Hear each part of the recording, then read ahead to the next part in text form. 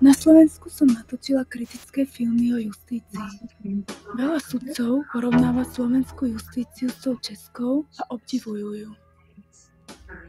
Tento film som natáčala v Českej republike. Zistila som, že justícia má slepé škvrny asi všade.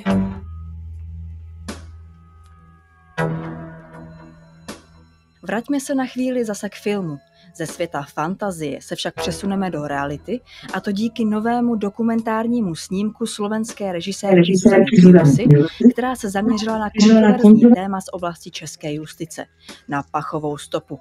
Neviditelný soubor dat o přítomnosti člověka na určitém místě, který dokáže rozpoznat pouze pes.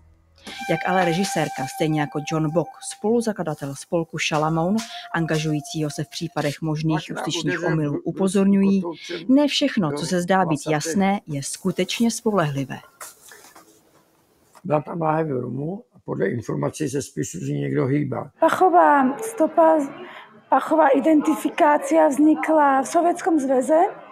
Veľmi ju využívala východonemecká Stasi a v podstate ona sa používala, tá metóda bola tajná a používala sa na toho vnútorného nepriateľa. Napríklad niekto lepil protištátne plagáty. Po 89.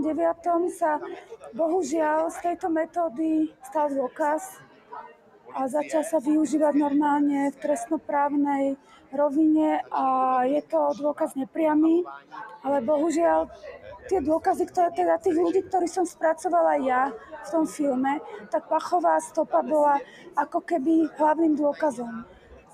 Na to začali prvý upozorňovať v Českej republike spolok Šalamoun, preto lebo sa dostali k takej štúdii, ktorá vlastne testovala policajných psov. A to platilo ministerstvo vnútra a tento výskum policajných psov dopadol katastrofálne a bol utajený.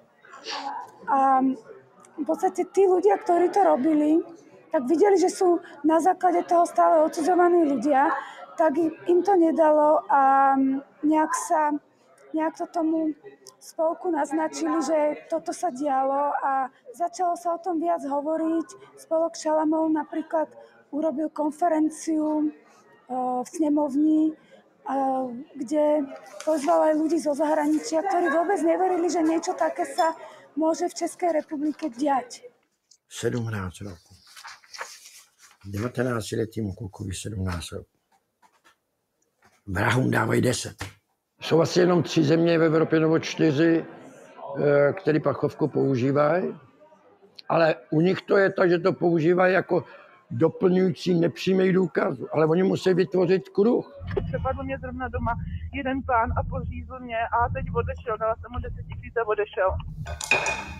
Koukli jsme se do předpisu, jak to policie dělá a řekli jsme, Ježíšmarja, jak to pro Boha děláte? Je tady nebezpečí, že jsou zavíraní nevinní lidi. Celý civilizovaný svět vůbec nepřipouští pachovou identifikaci těch v řízení před soudem. Jo, takhle drží. Zkuste to otáhnout. A to je chlap. Neotáhne, já ho držím. Nejde to. Nejde. To už to bolí. Já nevím, jaký to je někoho zabít. Jako stopa číslo 29 byla zajištěna pachostopa. Máte pachovou stopu, to znamená, pro nás tam byl. Tam nejde o tých psov, tí psi sú úžasní. Tam ide o to, že vlastne ten psovod ovplyvňuje toho psa. Tá štúdia bola o tom, že ak psovod vedel, kde je tá konzerva, tak ten pes ju označil na 98%. Ak ten pes nevedel, že sa to robilo double blind, že mu to dal iný psovod, tú konzervu, tak to bolo ako keby ste hodili kockou. Takže ukázala sa tá metóda ako chybná a v podstate, jak to bolo do roku 2018, tak ten psovod si sám zakladal tú pachovú konzervu.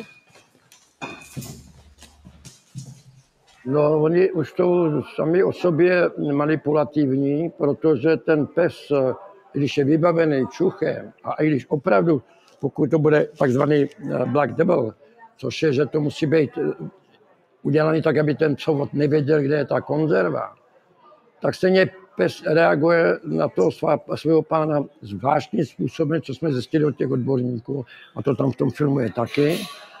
A pak se dá pachová stopa podstrčit, nebo ona je přenositelná, pak pachová stopa dlouho vydrží, někdy v extrémních podmínkách.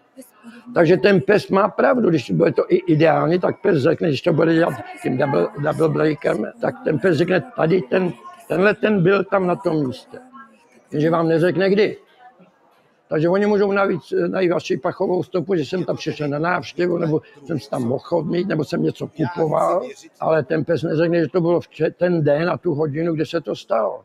Takže i samotná pachová stopa, že pes řekne, že jsem tam byl a není k tomu žádná jiná indicie, jako třeba, já nevím, DNA, nebo že mě viděli nějakým úhlu úplně dokonalým na nějaký kameře, tak ani to nemá žádný význam, protože to neříká nic jiného, ty jsi tam byl.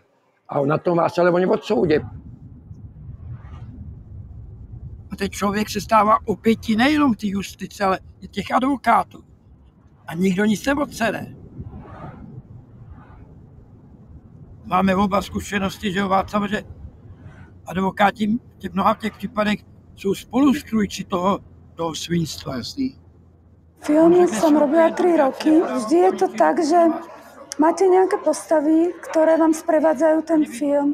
V tomto prípade je to John Bock a Václav Peričevič, ktorí idú po tých prípadoch, sledujem ich na súdoch, sledujem ich, ako navštevujú ľudí vo väznici.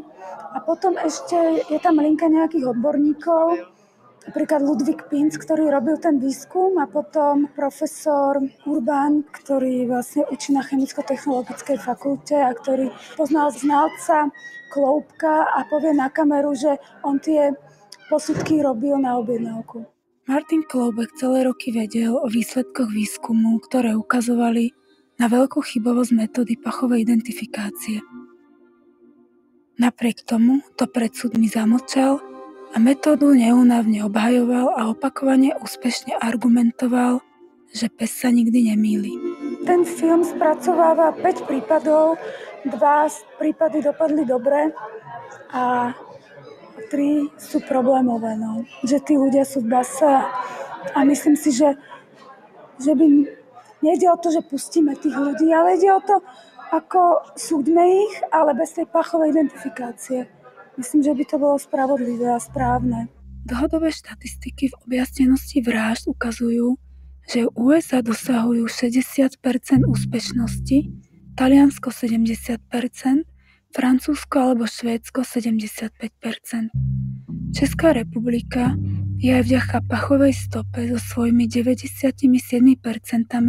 úplne na špici. Tomu všetkému v Čechách neexistuje štatistika justičných omylov. Súdy nedovolia otvoriť prakticky žiadne prípady, takže nie je čo merať. 29. března kolem